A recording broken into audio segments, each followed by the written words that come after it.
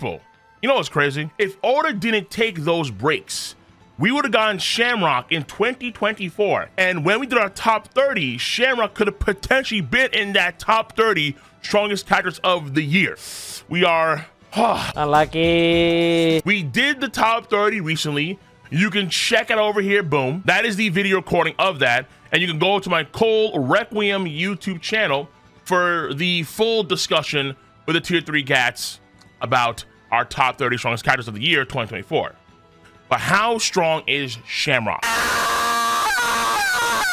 Now, there's not much we can use to actually gauge how powerful Shamrock is, but there are some things we can do to try and finagle a certain position as how powerful Shamrock is. He could literally be just as good as his bro, but just super clean cut. However, what can we genuinely gauge about Shamrock now? And right now, as of chapter 1137, here's what we can do. Lean heavily on Portrayal. Number 1, Shamrock is in that final page in chapter 1121. What I think, honestly, is one of the most important pages in One Piece over the last few years. Because when I see this page, what I see, the major players of the finale of the One Piece franchise. These individuals right here. Shanks, Luffy, Blackbeard, Buggy, Sabo, Kuzan, Garling, Kobe, Emu, Dragon, Akainu, and a mystery man that is wielding a saber. So it's very likely that this person is Figarland Shamrock. So between Shanks, Garling, and Shamrock, the Fighting Irish are making plays like we never thought possible in One Piece. But being in this page means that in terms of portrayal and notoriety, he has to be extremely, extremely high. Now, how that correlates to power is that, I've said before, and I'll say it again so many times, portrayal in One Piece power scaling is half the battle. And every character outside of Buggy, every character in this double page spread is/will be very powerful. That includes Kobe. Kobe one day will be very powerful. He will be Fleet Admiral of the Marines. And we've already seen Kobe go through a tremendous power boost during the full of Let Island raid. And there are theories out there that Buggy is going to attain some of the most gnarliest feats in the verse coming in the story. That's not my camp, but these camps do definitely exist. But the idea is that because Shamrock is likely in this double page spread, we gotta be comfortable in saying that the guy is powerful as hell. However, number 2 is this. You can argue that there is a ceiling that exists for Shamrock, and that ceiling is his father, Figarland Garling. Right now, Figarland Shamrock is noted to as a commander of the Holy Knights. He is a world noble like his father, but we don't see the saint title behind Figarland Shamrock, even though he's the world noble so far. But the most important thing here is that he is the commander of the Holy Knights, stated in the Viz version of the latest chapter 1137. But Garling, who is now a elder, is also, I think it still applies, he is also the supreme commander of the Holy Knights, stated in the Viz chapter of 1086. So you can argue in a very similar way to an admiral and a fleet admiral.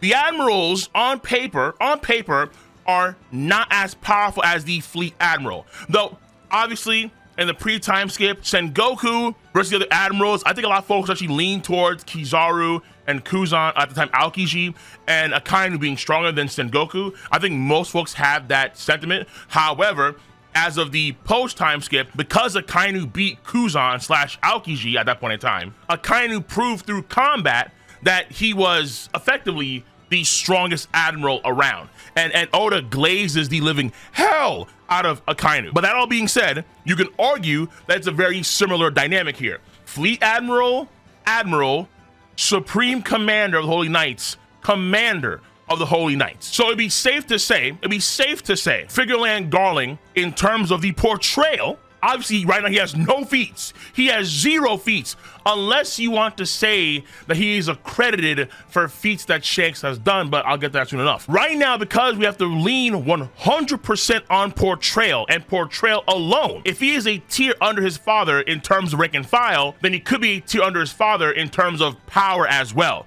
Therefore, wherever Garling is in your book, it could be the case here where Shamrock is a tier below his father in terms of combat ability. And for me, ironically enough, if you saw my top 30 video I did early in the week and my stream I did earlier in the month, you would know that I have Figarland Garling in a very similar spot to a Kainu in terms of power. I'm putting a lot of money down on that fighting Irish green. I am, or in this case, red. Figarland red. But we can infer a lot about Garling's power, I think, and therefore I put Garling as one of the top forces, if not the top forces, that right now the World Gov have to offer outside of Emu. So based on that metric, if a Kainu Fleet Admiral is over Kizaru, Fujitora, Green Bull, and so on, Shamrock could be in a similar tier as the Admirals, Kizaru, Fujitora, and Green Bull. So it kind of works out neatly there, but we can't infer more about Figarland Shamrock and his power. And this comes from what he says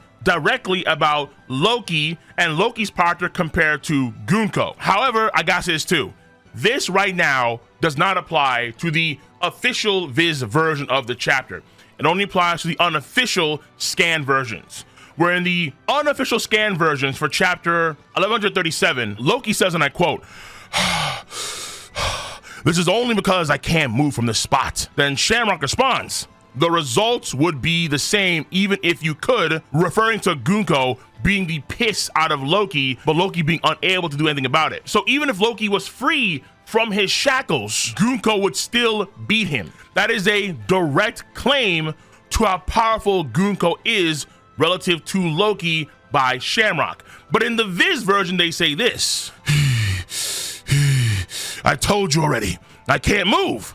It doesn't change our question. In this quote, there is no determination of power at all when Shamrock is talking to Loki. However, online, by Sandman, by Arter, Libavahara, and other cats that folks trust online for Japanese translations, it's being contested, where the Viz version is not the closest interpretation to what is being said here in Japanese. And apparently the scan version is the closest version to what is being stated in Japanese. So we can't necessarily rely on this bar for bar, I suppose, but the idea is that in a general sense, Gunko is strong enough to where even if Loki was free, it would be debatable if Loki could actually do something to stop Gunko. No matter what happens, our question won't change. Therefore, you can't change anything about us asking you this question. Gunko is still going to find out the answer that she needs to the question. You gotta do a lot more heavy interpretation in the Viz version, but you still kind of, sort of, ish, maybe,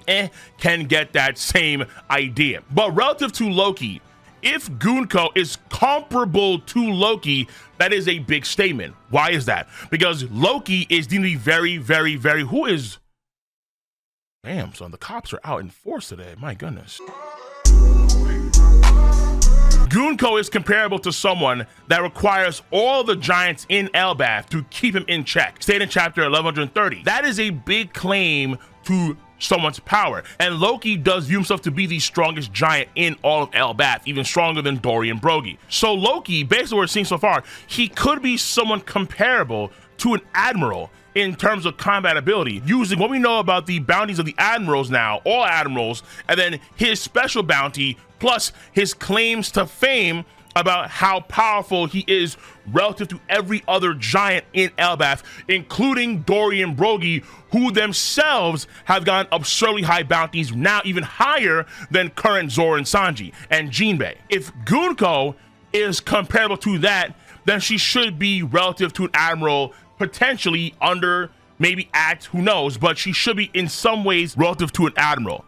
Again, this is potentially. We have to infer a lot because we lack the feats for Shamrock, but Shamrock should at least be a tier higher than Gunko, because Gunko ultimately as a knight would serve the commander of the Holy Knights, not supreme but commander. So you can argue based on that he'd also be an admiral or a tier higher than admiral if, let's say, Gunko is admiral or a tier lower than admiral. So we wind up getting to similar spots when it comes to where his power could be ultimately. Really deep diving, like lithium battery mining, deep inferences on the portrayal of the character relative to the characters like Gunko and Garling. Potentially, there are some feats not shown, but through hearsay. And this is where we get the idea that maybe he could have some feats accredited to him that were originally Shanks's. And the biggest one would be by far, what happened with Kaido en route to Marineford. When Shanks arrived at Marineford and he stopped the War of the Strongest by himself and his boys. No fleet, nothing, just him and his boys pulled up. Stop it, shut down. There was a big question though. How on earth did Shanks, who was dealing with Kaido in the New World, how did he pull up to Marineford so quickly? How is that possible? And the theories about why Shanks could do that have always been abundant. One of the most prominent ones was that Shanks can control time via his haki in some way, shape, or form. That was, back in the day, that was a very prominent theory about Shanks and his powers. Now we have the reveal of Shamrock, and it brings in the question. Hold on now, time out. Whoa. Even though we see in chapter 1001, we see all these 5 gray men that Kaido acknowledges. And Shanks is among these men. But what if that was a mistake on his part because he assumed that it was Shanks and in reality it was Stabs, aka Shamrock? You have to do a lot there. You have to do a lot to prove that it was Shamrock that was the one to shut down Kaido and also King the Wildfire, because it's stated in a SBS, I believe, or River Card that King the Wildfire is also involved in that situation as well. But I digress. It could be the case here where, yeah, it was Figarland Shamrock who intercepted Kaido, and then Kaido is now gauging Shanks' strength based on what Shamrock has done. Now, if that's the case, if that winds up being true, then I would say he is definitely stronger than Admiral. It'd be like no question. It'd be no question in my mind. If Kaido was confusing Shamrock for Shanks, and whatever he did, he decided not to go to Marineford, that's going to be a key sign through an indirect feat, meaning that it's in the paradigm of both feat and portrayal, considering how this feat of stopping Kaido is also a portrayal buff because we have not seen what that exact situation was like. But an indirect feat that he could actually stop Kaido from going to Marineford. Not Shanks, Shamrock. So he would be guaranteed stronger than the Admiral, I would say. Guaranteed, 100%. But that's a what if. All right, that's a game theory. That's a One Piece theory. Like, maybe if Shamrock is this dude. Maybe.